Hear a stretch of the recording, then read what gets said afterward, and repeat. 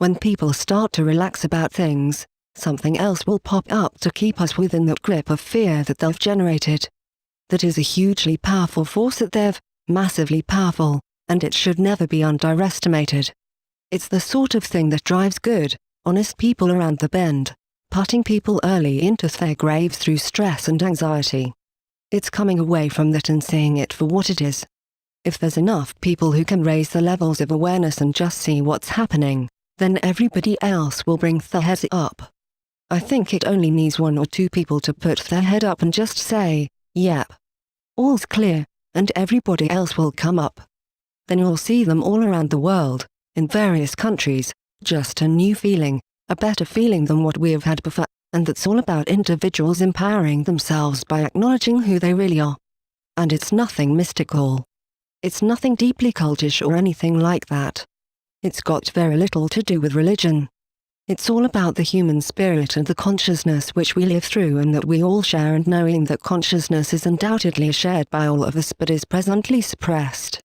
And we have to get past those suppressive forces in order to realize who we are.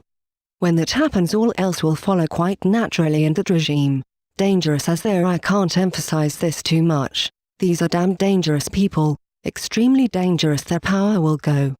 I realize I'm not saying anything that's unique at all, but it's got to be repeated.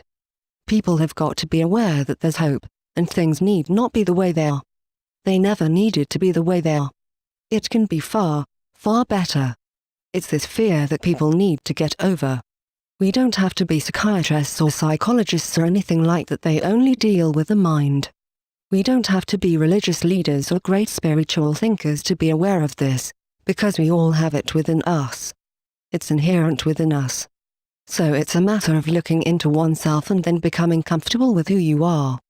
Then you'll have a knowing of what's going on and know that it's wrong. And everybody else, it will just spread. Even those who've been indoctrinated into this regime of fear will not be able to resist it, because to do so is just resisting themselves and who they really are. And it's a wonderful thing. It's what this universe is all about and what this whole experience is all about. And it will make these periods, these last so many thousands of years, be just not even a bad memory, just like well, we've learned from that. Okay? And we'll make sure that doesn't happen again, and that these kind of characters who can produce this kind of fear, don't ever get to power base here again. I think the more aware that people become, the fear factor goes. We don't live in that fear, so what you previously feared may no longer be a fear for that individual or for that group of people, for that matter. It just won't be there. That's not to say there won't be any concerns, there won't be any pain or things like that. Of course there will. But on top of all that, the fears that we currently experience, the physical fears of the uncertainties and the unpredictable nature of things, will be gone, they'll just go. We'll be left being the people who we are, and I think the human race as a whole is pretty damn wonderful. Yes. That's a wonderful thing for people to take with them, something that we have often mentioned. There's a wonderful movie. It goes back to 1984, a Jeff Bridges movie called Starman. The Starman is an alien visitor who's here for peaceful purposes, trying to understand the human race because he's got caught up in a strange situation. And he's trying to get back home. Towards the end of the movie he says, "Would you like to know what I find beautiful about your species? You are at your best when things are at their worst." I've never forgotten that line.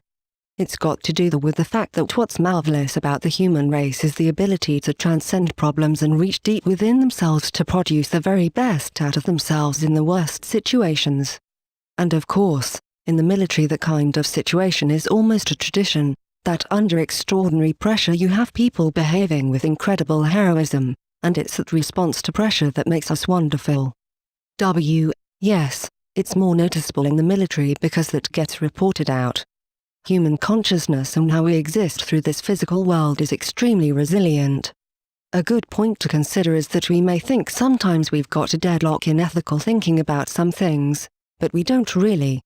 Things simply differ from one person to the next, which I think is another wonderful thing because it can keep conversations going forever and ever, which is fantastic. The dialogue we have helps us to understand ourselves so much better. But it transcends deadlock, I think. It goes beyond that. It goes beyond what we know to be ethically right and so forth. It takes it to a different level when these things happen, when our resilience is tested to this extreme. We're all capable of doing very wonderful things, and it looks likely, very likely, that we're on the cusp of where that resilience is going to be tested to the extreme. I'm going to emphasize again that we're playing against very dangerous people, extremely dangerous people, incredibly powerful people. And I know from my own experience that not many people have had first-hand experience with that type of power and how it exudes, and how it affects one's person. It can make you very, very sick, make you ill to the point of breakdown. Or you join in with them, become subservient and be sycophantic to everything that they want to do, because the people who do work for them and do their bidding, and there's quite a large number of them, are incredibly obedient and incredibly servile. They're not what you call free spirits at all. You know,